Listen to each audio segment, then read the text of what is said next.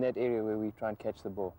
Try and work them into that kind of mold and get them a bit flexible and loose so you can catch the ball, feel it nicely. And then the other aspect, of course, is that the rubber surface must be kept good. It's no good having a smooth, no dimples on the glove. The ball is just going to slip out. For instance, with those now, you should really have the rubber replaced. Also, that kind of thing, very untidy. Good to have some glue in your bag, and when it often does happen that the fast bowlers sort of loosen things up, and you just got to stick it back down. Right, and what about protection for your hands? I've got a pair of inners here from a youngster. He'd struggle taking Alan Donald with those, wouldn't he? Yes, I think ideally, you know, you're going to probably get by with medium paces and spinners with just the normal cotton inners. But ideally, if you could get a pair, chamois leather is very nice. But to have an extra little bit of padding in the palm or in that area, that cupped area which I spoke about earlier, where you catch the ball. Right. That's most important. I remember Alan Knott using plasticine in his hand, just inside. Have you ever used anything like that? I try and avoid it at the initially because, as I say, it's nice to feel the ball in your hand, but you are going to suffer bruising, and then it's necessary to protect your hand. And these days, you don't have to use steak like they used to do, and they've got some nice materials you can put in there. Right. And now, obviously, the game's undertaken a radical change. These pads, I mean, in my day, the wicket-keeper in my school team used to stop it with his pads, but these are very small, very light. Isn't it not important to protect your legs, or? Well, hopefully you're not going to be doing the old sort of trying to trap it with your knees anymore. So most important is that they're light and you can move freely, and footwork in wicket keeping is as important as anything else, and so it's important to have pads that are not too cumbersome and are light. Right. So that's nice. So how do you clean these, by the way? They look probably washable almost. Yeah, these days, you know, they're not like the old buckskin. These days, you just need a wet cloth, and that'll do the trick. Right. Okay.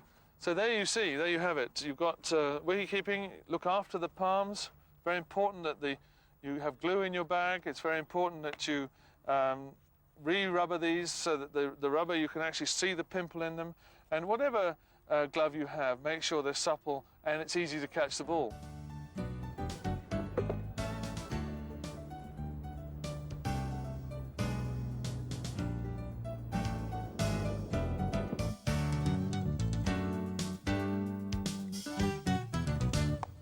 Well caught. Oh, bad luck, well tried. As you can see, catches could cost you matches, and therefore it's very important to practice all the skills of fielding. And with me today to help me is Jonty Rhodes. Jonty, how many hours do you spend practicing your fielding? I wouldn't call it hours, but you know, the team does practice pretty hard the fielding, and I like to spend an additional 15 or 20 minutes on my own practicing my own specifics.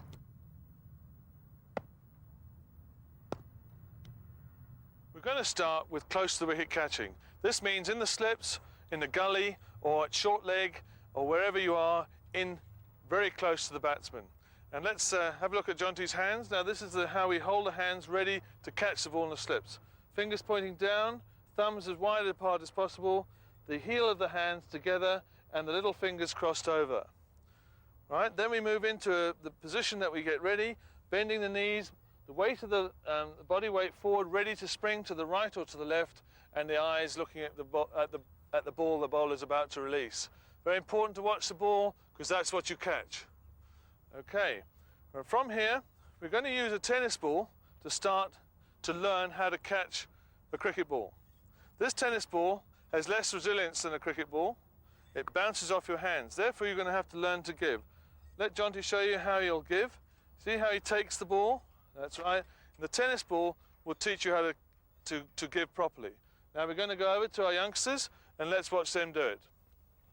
Right, you ready guys? Let's get in position with the tennis ball. Let's have a look, knees bent. That's it, good. Okay, ready? And off we go. We'll try, that's it. Well done, don't worry. Watch the ball carefully and catch. Well done, very good. Nice give. That's it. Oh, a little bit of a snatch there. That was good, wasn't it? Nice. Well caught, well done. That's it, nice, give. Well done, that's very good. Not too much, just easy. Okay, well done, well caught, well given. Now, Jonty, you finish it off. That's it. Okay, now from the tennis ball, we're going to move on to the cricket ball. Okay, so now it should be a lot easier. Same thing. All ready, guys? Remember to give as the ball comes. Well done. That's good. Is that easy, isn't it? That's it. Very good. Okay, so they're giving. All right. Okay. Okay, now we're going to move on to catching the ball to the right and to the left. Jonty, can I have you for a second? Right, now the ball's going to Jonty's right. Okay, there. And he's going to, from his position here, he's going to turn so that his hands, his fingers point out, one thumb pointing to the sky and one thumb going down. Let's have a look. So he turns out and look at the position. Okay, thumb up, thumb down, fingers pointing out there. And to the left, let's have a look. He does the same thing. He swings that way, fingers out, thumbs pointing up and down. As the ball goes in, he's going to give on the line of the ball. Watch, it's going in, going to give on the line of the ball. Now, in order to practice this, I'm going to ask the kids to do it in pairs. Okay, you ready, guys? Pair off. Good, ready, and catch. Good, well done. And to the left. This way, put your hands over here. Very good. All right, again. Oh, fingers point. See the hands? See how that's closed there? Let's get them long. Okay, so the ball goes, so as the ball comes in, it goes back with it there, all right? Let's do that again, and take it. A little bit wider, Ian, aim it at me, and yes, but let the hands go, come on. Straighten the arms, straighten. Well done, good, that's it, well done. There are times when you can't use two hands, and you've actually got to make a brilliant one-handed catch. And the technique for this is very simple. Let's have a look at Jonty. He's going to move across with his head to his left, and he's going to open his hands, all right, and close the hands round so the ball goes in at that angle. If he had his hands open, the ball hit, it would palm off. So he's actually got to close his fingers there so the ball goes in there and catches it. Okay, now we're watching the group catch the ball in their right hand. Get the hand ready, that's it, ready, out there. Oops, bad luck, that's why you missed it. Excellent. Okay. Let's watch one of the finest slip fielders in the game. No prizes for guessing who. Brian Buckets McMillan. Right, we've dealt with close catching, slip fielding. Now we're going to go out into the inner ring, which is the covers, and into the outer ring, which is third man, fine leg, deep mid wicket. What do you look to do when the ball gets up into the air? Well, for me, the key factor in catching a high ball is to get your head under the line and get your hands up above your face so that you can get right behind the ball, either with your hands turned up or with your hands the normal way catching it. But in both times, it's essential to give onto your chest, whether your hands are turned up onto your chest or they're this way onto your chest again. It's a giving thing again. Right, okay.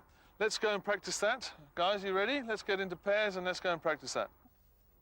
What we've done here, we've got Group A on my right and Group B on my left. And Group A are going to catch with their palms facing inwards toward their chest, and Group B are going to catch with their hands coming down towards their chest. So we can just watch that. Well caught, well done. That's very good.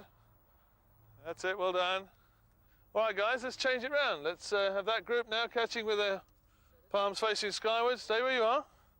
And the other group catching with your palms facing inwards.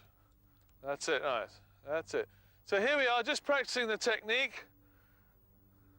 And then we'll move on to actually hitting the ball a long way up in the air so they get used to having to run underneath it and get their heads, as Jonty said, underneath the ball and catching the big high catches.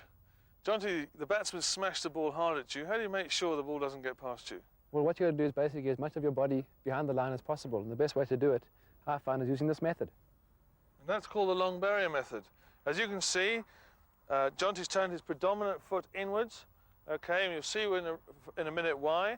He's got his knee on the ground and the rest of the foot stopping or making sure that there's no chance of the ball ricocheting off and going past him. Now, once he's collected the ball, because he's in this position, he's sideways on, he's gone down his predominant leg, he's now able to pick the ball up and throw all in one movement. Okay, let's go and practice this, guys. Are you ready? That's it, well done. Remember to go down on your prominent foot. That's it, good. Well done, that's good. Excellent, and down. There we are.